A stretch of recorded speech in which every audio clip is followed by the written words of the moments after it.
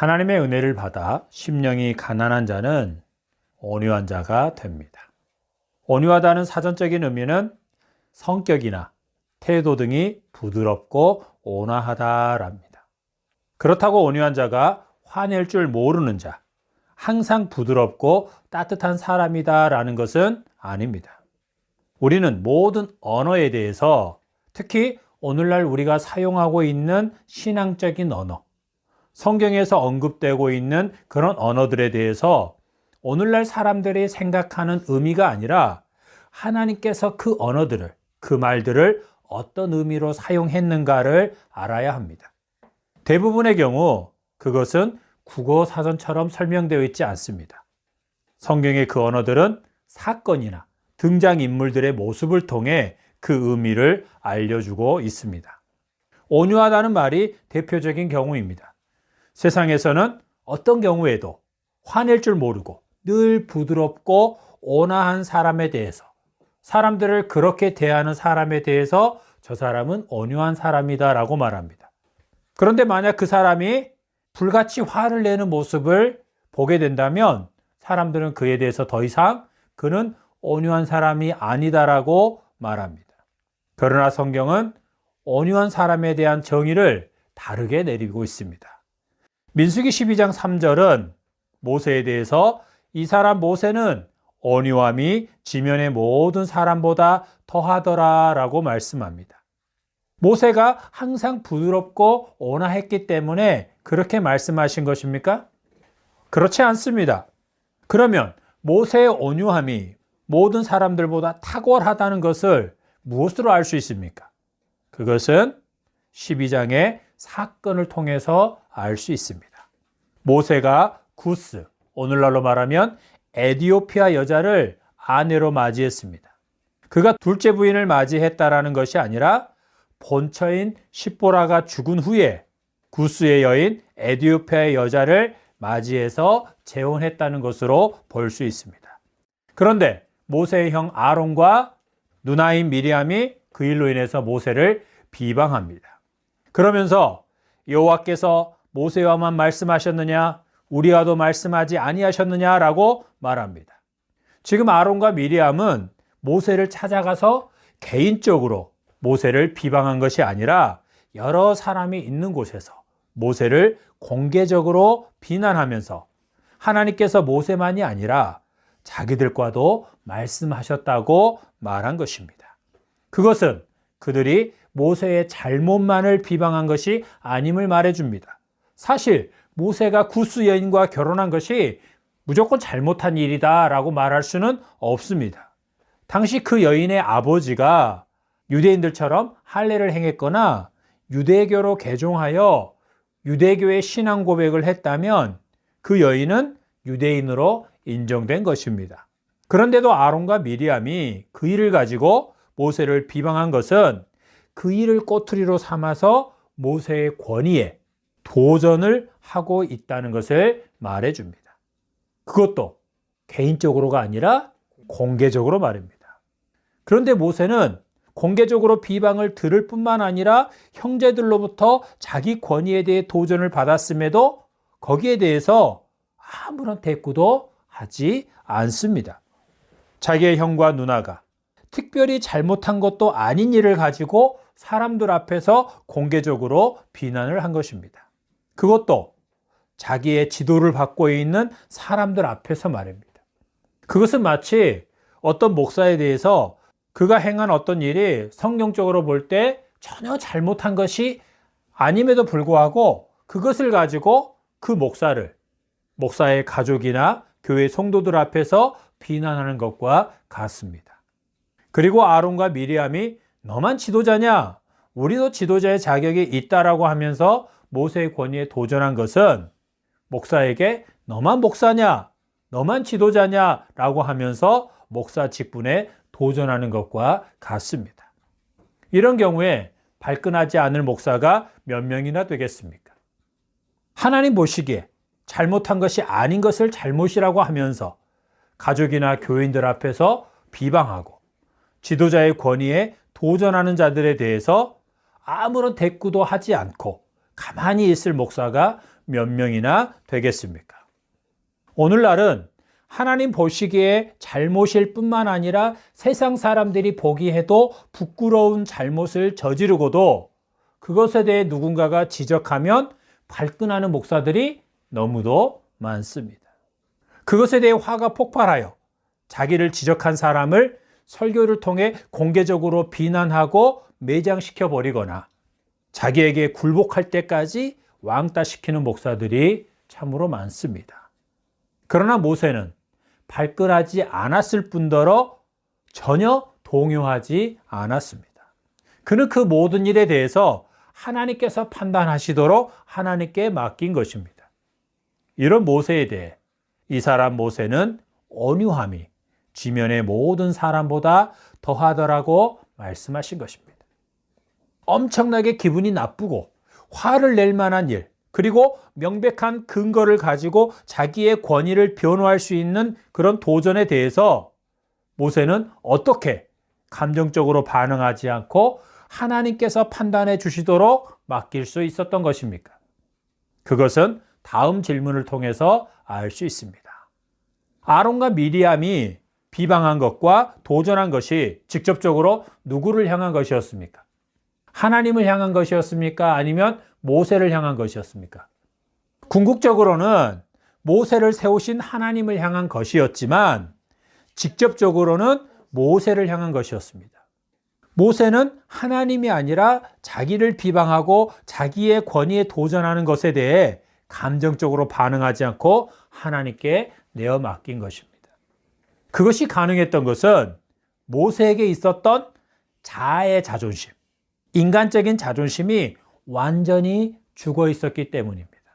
애굽의 바로의 궁에서 왕자로 지낼 때 가지고 있었던 자존심이 미디안 광야로 가서 그곳에서 40년 동안 장인어른의 양을 치고 살면서 철저하게 죽어졌던 것입니다.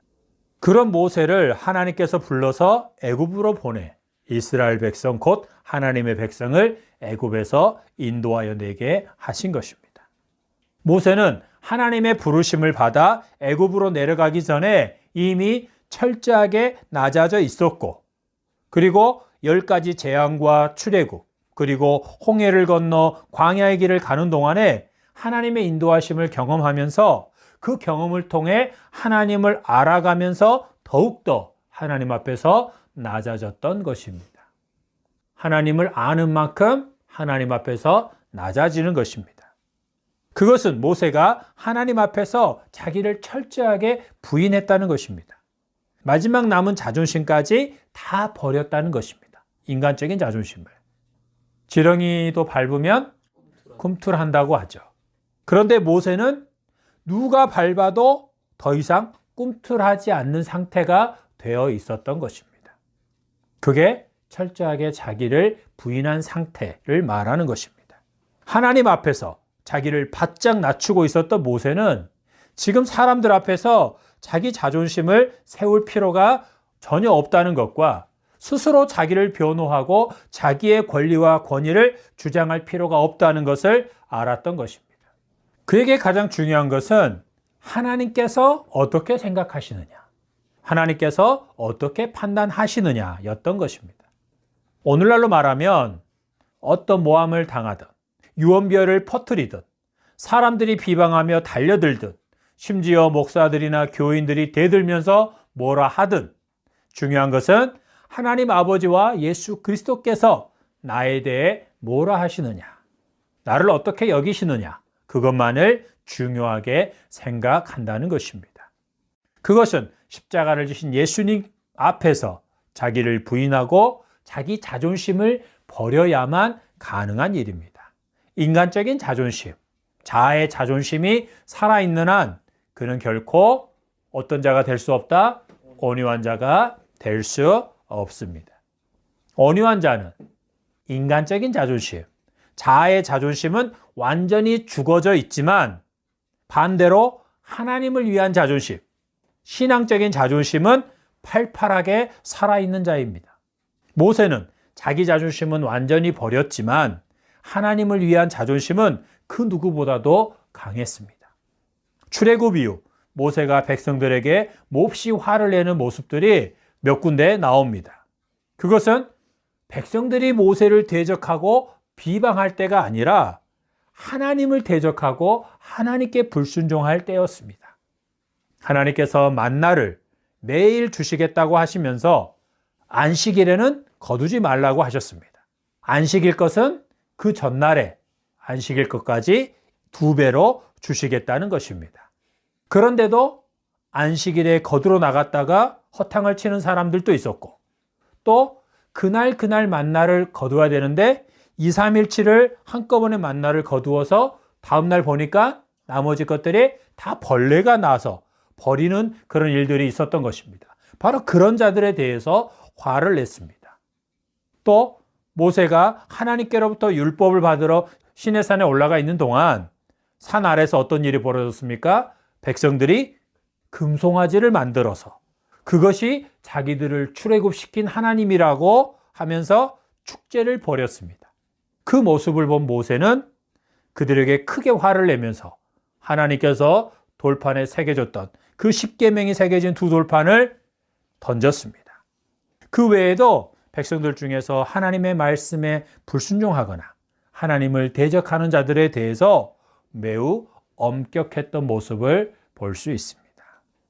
자기의 자존심은 완전히 내려놓고 자기를 대적하거나 비방하는 자들에 대하여는 맞대응하지 않고 하나님의 판단에 맡겼던 모세.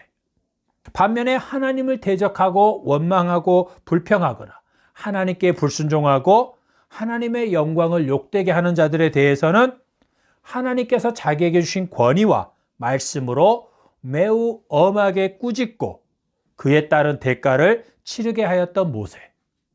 그래서 하나님께서는 그가 온유함이 지면의 모든 사람보다 더하다고 가장 뛰어난 자라고 말씀하신 것입니다. 그것은 모세가 그 누구보다도 하나님을 하나님으로 존중히 여기며 섬기는 자였다는 것을 말해줍니다. 자기의 자존심을 버리고 자기를 낮추며 하나님의 이름만이 영광스럽게 되기를 바라며 사는 자가 바로 온유한 자입니다. 온유한 자는 하나님을 참으로 경외하는 자입니다. 하나님을 두려워할 줄 아는 자입니다. 한번 따라해 볼까요? 온유한 자는 하나님을 경외하는 자입니다. 하나님을 두려워할 줄 아는 자입니다.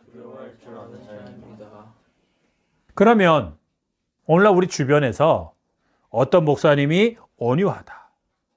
그 목사님은 정말 온유한 목사님이다 라고 할 때 그 목사가 어떤 사람이라는 것입니까?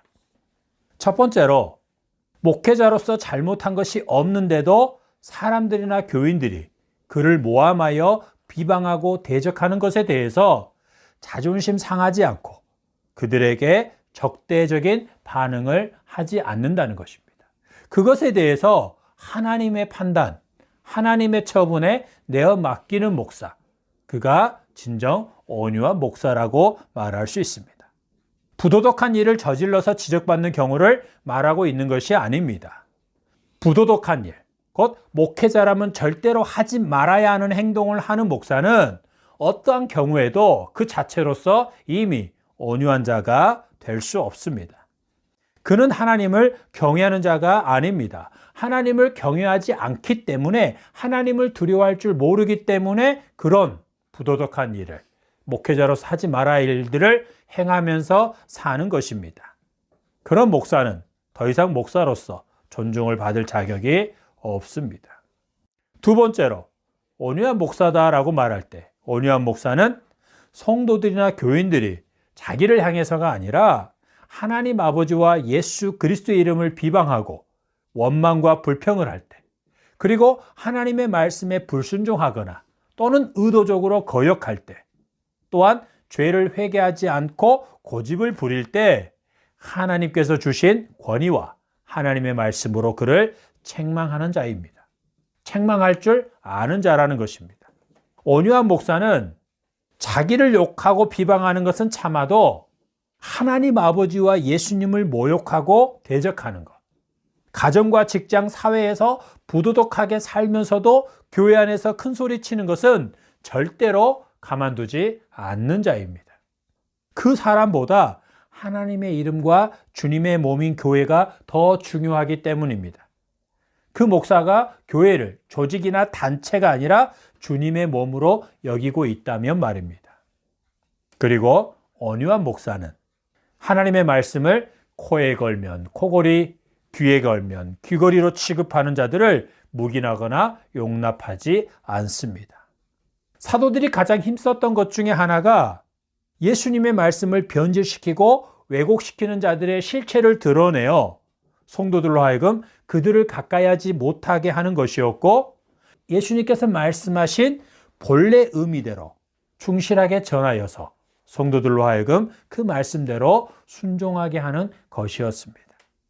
사도들은 말씀을 잘못 가르치는 자들을 교회 안에 발도 못 붙이게 했던 것입니다. 이렇게 행하는 목사가 아니라면 그는 결코 온유한 목사가 아닙니다. 이것은 목사만이 아니라 모든 성도들에게도 동일하게 적용되는 말씀입니다.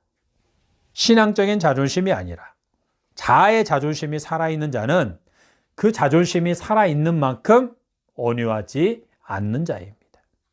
하나님을 경외하지 않는 자, 하나님을 두려워하지 않고 자기의 욕구와 욕심대로 살아가는 자도 결코 온유한 자가 아닙니다. 인격은 좋은 것 같으나, 사람은 좋은 것 같으나 하나님의 말씀대로 순종하지 않고 하나님의 말씀을 가지고 말장난하고 또 그 말씀을 세속적인 가치관을 따라 왜곡시키는 자도 결코 온유한 자가 아닙니다. 성경의 기준을 구시대적이고 고리타분하다고 하고 보수적이라고 하면서 그 기준을 오늘날 사회 기준과 문화에 맞추어야 한다고 말하는 자들도 온유한 자가 아닙니다. 그들은 하나님을 구시대적이고 고리타분한 분, 꼰대 중에 꼰대로 취급함으로써 하나님을 모욕하고 있는 것입니다. 민수기 12장은 목사들이 성도들에게 목사를 함부로 비방하고 대적하면 하나님께서 그들을 혼내신다고, 저주를 받는다고 가르치는 본문 중에 하나입니다.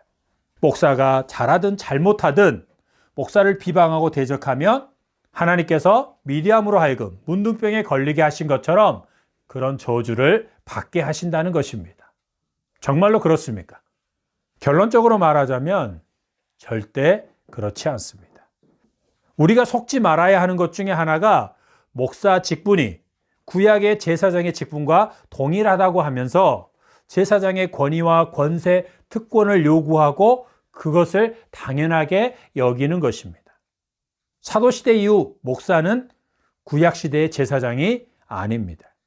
목사의 직분은 왕 같은 제사장으로 부름받은 모든 그리스도인들 중에서 공동체 안에서 말씀을 전하고 가르치는 역할을 하라고 주어진 직분입니다. 그러므로 목사의 직분에 대해 구약시대 제사장과 동급으로 놓고 말하면서 자기를 높이는 목사들이 있다면 그들을 조심해야 합니다. 그런 자들은 하나님께서 세우지 않는 목사이거나 또는 변질된 목사입니다. 목사들이 예수님께서 제자들에게 당부하신 말씀과 사도들이 교회 지도자로 보여준 모범을 따라 살지 않으면서 구약시대 제사장의 경우나 구약의 말씀들을 근거로 목사직에 대해 얘기하는 것은 그가 성경에 대해 무지하다는 것을 말해줍니다. 예수 그리스도의 피로 맺으신 새 언약에 대해서 무지하다는 것입니다. 이런 기본적인 것도 분별하지 못하고 새 언약에 대한 이해가 없는 목사의 설교는 안 봐도 비디오입니다. 그가 구약을 근거로 자기의 목사직을 변호하고 그에 따른 권리를 주장한다면 그는 10중 8구 탐욕스러운 자라는 것을 말해줍니다. 배부름을 위해, 출세를 위해 목사가 된 자일 가능성이 매우 높습니다. 그러므로 그의 삶과 설교를 꼼꼼히 살펴보고 따져보아야 합니다. 그리고 그런 자가 비전이라고 제시하는 사역들에 대해 섣부르게 동참하지 말아야 합니다. 그런 목사는 10중 8구 자기의 목회적 야망과 업적을 위해 그런 사역들을, 그런 사업들을 하나님을 위한 일로 포장하기 때문입니다. 이런 자들을 잘 분별해야 합니다.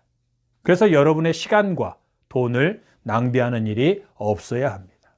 그것은 결코 거룩한 낭비가 아닙니다. 목사를 비방하고 대적하면 하나님의 저주와 심판을 받아 폐가 망신한다는 것은 거짓말입니다.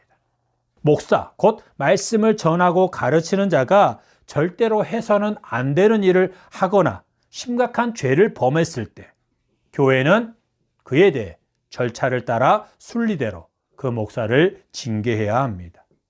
그의 잘못에 따라 일정 기간 근신하게 하거나 어떤 죄에 대해서는 그의 목사직을 영원히 파직할 수도 있습니다. 그 과정에서 그 목사를 향해 비난이나 정죄 등의 언어적이고 물리적인 폭력을 행사하지 않도록 조심해야 하는 것입니다. 그것은 목사만이 아니라 하나님께서 택하신 모든 자녀, 예수 그리스도께서 피 흘려 사신 모든 성도들에 대해서도 마찬가지입니다. 성도를 비방하거나 정죄하며 저주하는 것은 하나님 보시기에 큰 죄를 짓는 것입니다. 성도가 목사를 비방하고 대적하는 것이 하나님께 죄를 짓는 것이고, 목사가 성도를 비방하고 대적하는 것 또한 하나님께는 동일한 죄를 짓는 것이라는 것입니다. 둘의 경우 모두 제사장들이 서로를 대적하고 비방하고 정죄하며 저주하는 죄를 짓는 것입니다.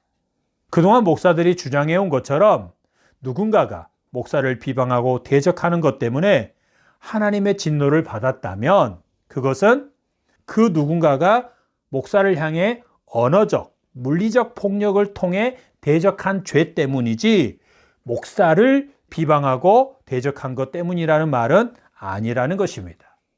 우리는 목사를 향해서든지, 목사가 성도를 향해서든지, 성도가 성도를 향해서든지 서로를 비방하고 정죄하며 저주하는 것은 하나님 앞에서 동일하게 큰 죄라는 것을 알아야 합니다. 예수님의 핏값으로 사신 성도를 비방하고 저주하는 목사도 그에 대한 대가를 치를 것이요, 목사를 비방하고 저주하는 성도도 그 대가를 치를 것입니다. 그동안 목사에게 치유의 법권 같은 권한과 권력이 주어지고 목사직 자체를 너무 신성시하는 잘못된 행태가 한국교회를 뿌리까지 병들게 한 것입니다. 목사는 구약의 제사장이 아닙니다. 그래서 가문이나 혈통을 따라 세워지거나 대를 이어받아야 하는 직분도 아니요, 구약 제사장만큼의 권한과 권력을 가져야 하는 것도 아닙니다. 사도시대에 말씀을 맡아 전하고 가르치는 목사의 자격 조건은 다른 어떤 직분보다도 그 수준이 가장 높았습니다. 한마디로 하면 교회 안에서 신앙적으로나 인격적으로나 가장 존경받을 만한 사람이어야 했습니다. 그리고 그의 가정은 가장 모범적으로 가정을 세우고 있는 자여야 했습니다. 그래서 누가 보아도 본받고 싶어하는 인격, 본받고 싶어하는 가정의 모습을 가진 자여야 했던 것입니다. 그리고 그가 직분을 감당하는 중에 만약 결격 사유가 발생했다면 그에 따른 징계도 가장 엄격했던 것입니다. 그 징계는 하나님께서 알아서 그를 직접 징계하도록 우리는 기도만 합니다라고 하는 것이 아니었습니다. 교회 공동체가 그 목사의 잘못의 경중에 따라 그에 맞는 징계를 내리는 것이었습니다. 어떤 목사가 윤리 도덕적인 죄를 지었거나 예수님과 사도들의 가르침을 따라 사는 일에 모범을 보이지 않고 또한 그것을 성도들에게 올바르게 가르치지 않는다면, 그리고 목회자로서 성도들을 전인적으로, 곧 영적으로만이 아니라 인간적으로도 돌보는 일을 소홀히 한다면 그는 목회자로서 자격이 없는 것입니다. 그런 자는 일반 성도의 수준에 있는 자입니다. 애초에 그런 자는 목회자가 되면 안 되는 자였던 것입니다. 말씀을 맡아 잘 가르치고 전하라고 목사로 세운 것이고, 주님의 양들을 잘 목양하라고, 잘 돌보라고, 그래서 잘 자라게 하라고 목사로 세우시기 때문입니다. 그것이 아니라면 하나님께서 그 누구를 목사로 세울 이유가 없는 것입니다. 그런데 지금 목사라고 하는 자가 그 일에 소홀히 하고 있다면, 그 일에 어떤 결격 사유를 발생했다면 그는 목사로서 자격이 없는 것이고, 더 근본적으로는 애초에 목사가 되지 말아야 할 자가 목사가 돼 있는 경우일 수 있다는 것입니다. 예수님께서는 이런 지도자들을 조심하라고 말씀하셨습니다. 그들의 가르침뿐만 아니라 그들의 삶을 본받지도 말고 그들에게 순종하지도 말라고 하셨습니다. 그런 목사는 예수님께 책망을 받았던 바리새인과 서기관 같은 자들입니다. 만약에 어떤 목사가 윤리 도덕적인 죄를 지었다, 그것은 무엇을 말해줍니까? 그가 하나님을 경외하지 않는 자라는 것을 말해줍니다. 그런데도 그런 목사가 아무런 징계도 없이 강단에 선다는 것은 하나님의 강단을 모욕하고 더럽히는 것입니다. 그럼에도 그것에 대해서 성도들이 아무런 문제 제기를 하지 않는다면 그것은 직무유기입니다. 그리고 결과적으로 그 성도들은 그 목사의 잘못에 대한 공범이 되는 것입니다. 묵인했으니까. 만약 그 목사를 징계하는 문제로 그 교회가 분열이 된다면 이걸 제일 두려워하죠. 제일 싫어하잖아요. 그런데 그 문제로 교회가 분열된다면 우리는 그것을 하나님께서 그들 중에서 알곡과 쭉정이를 구분하여 알곡을 따로 갈라내시는 그런 것으로 보아야 하는 것입니다. 하나님 편에서 볼 때 그 목사가 계속 강단에 서서 잡다한 소리나 하고 성도들의 피를 빨아먹는 것을 보는 것보다 그 교회를 흩으시는 것이 더 나은 것입니다. 그것은 가라지를 뽑지 말아라 라는 그런 말씀이 그런 경우와는 다릅니다. 온유한 자는 자기를 구원하시고 부르신 하나님을 바로 알고 하나님의 주권과 권세 아래 복종하는 자입니다. 그리고 자기를 비방하고 대적하는 자들을 직접 상대하지 않고 그들에 대한 보복과 심판을 하나님께 맡기는 자입니다. 그리고 도리어 그들을 축복하고 그들을 위하여 기도하는 자입니다. 모세가 어떻게 했습니까? 자기를 비방한 미리암이 하나님의 징계를 받아 문둥병에 걸렸습니다. 그것을 알고는 모세가 하나님 앞에 나아가 자기 누이 미리암의 문둥병을 고쳐달라고 기도합니다. 그는 참으로 온유한 자였습니다. 다 같이 마태복음 11장 29절부터 30절을 찾아 함께 읽어보도록 하겠습니다. 시작. 나는 마음이 온유하고 겸손하니 나의 멍에를 메고 내게 배우라. 그리하면 너희 마음이 쉼을 얻으리니 이는 내 멍에는 쉽고 내 짐은 가벼움이라 하시니라. 아멘. 온유와 겸손은 동전의 양면과 같습니다. 온유한데 겸손하지 않거나 겸손한데 온유하지 않는 경우는 없습니다. 겸손하지 않다면 그는 온유하지 않은 자입니다. 그러나 예수님은 참으로 온유하고 겸손하셨습니다. 예수님의 공생애는 온유하고 겸손한 자의 삶의 본보기입니다. 먼저 예수님께서는 아들로서 하나님 아버지의 권위에 자기를 철저하게 죽기까지 복종시키셨습니다. 또한 예수님은 바리새인과 서기관, 사두개인들인 당시 종교 지도자들에 대해서는 화를 선포하셨습니다. 그들이 예수님을 대적했기 때문이 아니라 그들이 하나님의 백성들에게 말씀을 바르게 가르치거나 바른 길로 인도하기는커녕 자기들이 가지고 있는 종교적인 직분을 이용해서 백성들을 위해 군림하면서 백성들을 억압하고 부와 권력을 누리고 있었기 때문입니다. 그들은 하나님의 이름을 팔아 자기들의 배를 불리는 자들이었습니다. 그들이 화를 당하는 것은 너무도 당연했습니다. 그러나 예수님께서는 당신을 거부하고 비방하며 대적하는 자들에 대해서는 그에 대한 심판을 다 하나님께 맡기셨습니다. 심지어 예수님을 십자가에 못 박으라고 외치는 자들, 그리고 예수님을 때리고 침뱉고 조롱한 자들, 그리고 십자가 밑에서 내려와 보라고, 그러면 우리가 당신을 메시아로 믿어주겠노라고 조롱하는 자들을 위해서 기도하셨습니다. 예수님께서 이처럼 온유하고 겸손하게 사셨던 것은 하나님 아버지의 권위와 권세에 자기를 철저하게 낮추시고 복종시켰기 때문이었습니다. 또한 자기의 영광보다는 하나님 아버지의 이름과 아버지의 영광을 자기 목숨보다 더 소중하게 여겼기 때문입니다. 우리 또한 그런 예수님을 내 삶의 주인으로 모시고 하나님 아버지의 주권과 인도하심에 우리 자신을 복종시킬 때, 우리 자존심보다 하나님의 이름과 하나님 아버지의 영광을 더 중요하게 여길 때 우리 또한 예수님처럼 온유하고 겸손한 자가 될 수 있습니다. 이것이 바로 예수님의 멍에를 메고 예수님께 배우는 것입니다. 자, 그러면 온유한 자에게 약속된 상급이 무엇입니까? 땅을 기업으로 받는 것입니다. 우리는 이것을 땅에서 받는 세속적인 복, 곧 부동산이나 재물을 얻는 것으로 이해하면 안 됩니다. 그것은 모세와 예수님의 경우만 또는 사도들의 경우만 살펴보아도 쉽게 알 수 있습니다.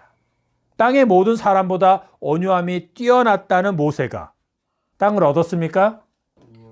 그는 광야 40년 동안 이스라엘 백성의 지도자로 살았습니다. 그렇지만 그는 그 백성들로부터 나귀 한 마리도 개인적으로 취하지 않았다고 말합니다. 그리고 모세는 가나안 땅에 들어가지도 못했습니다.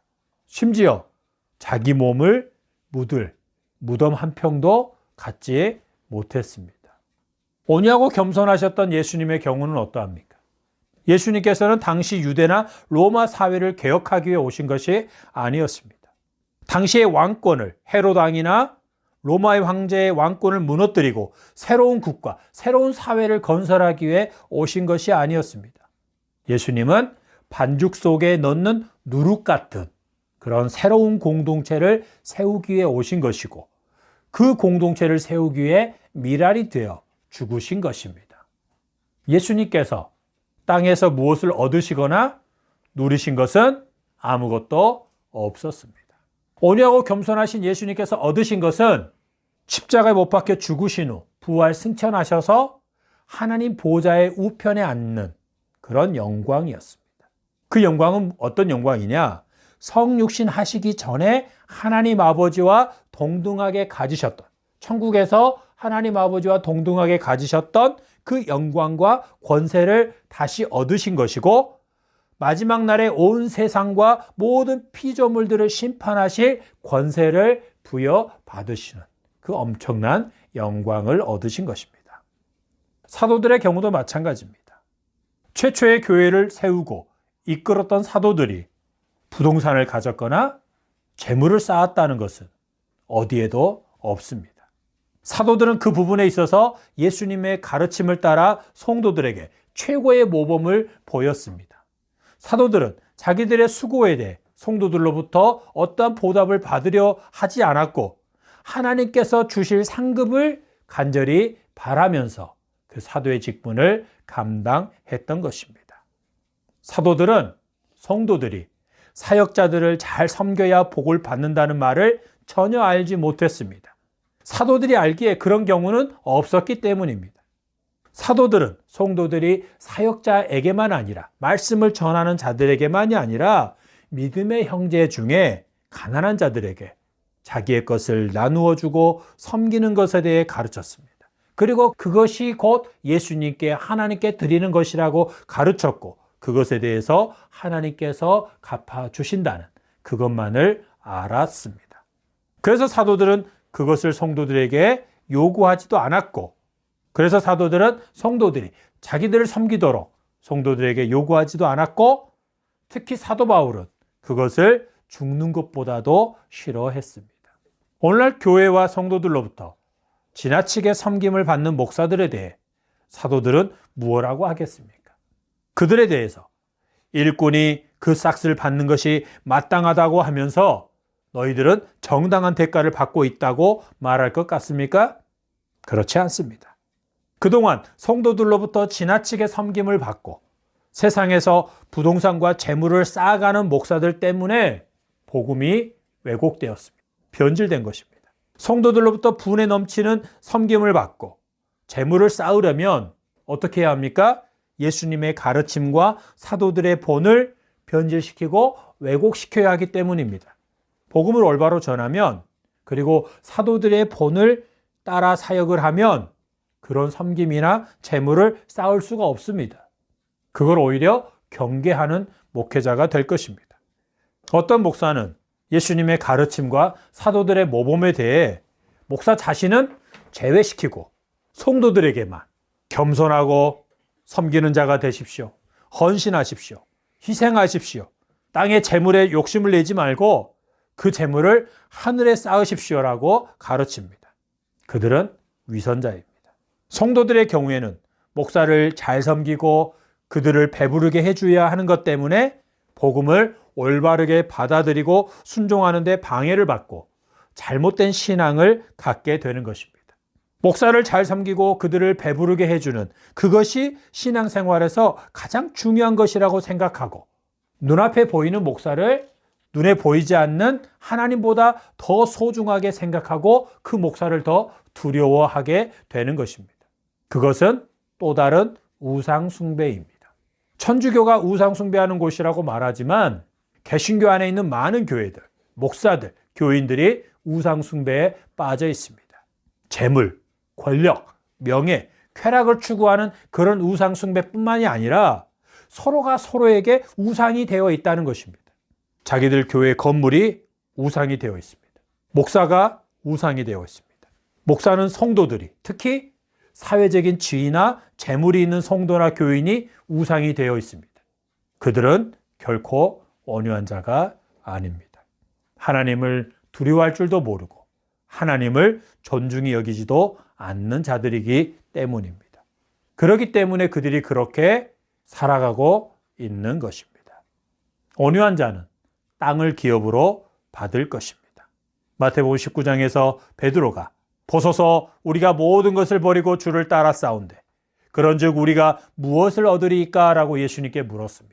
그러자 예수님께서 베드로를 비롯한 제자들에게 내가 진실로 너희에게 이르노니 세상이 새롭게 되어 인자가 자기 영광의 보좌에 앉을 때 나를 따르는 너희도 12 보좌에 앉아 이스라엘 12지파를 심판하리라.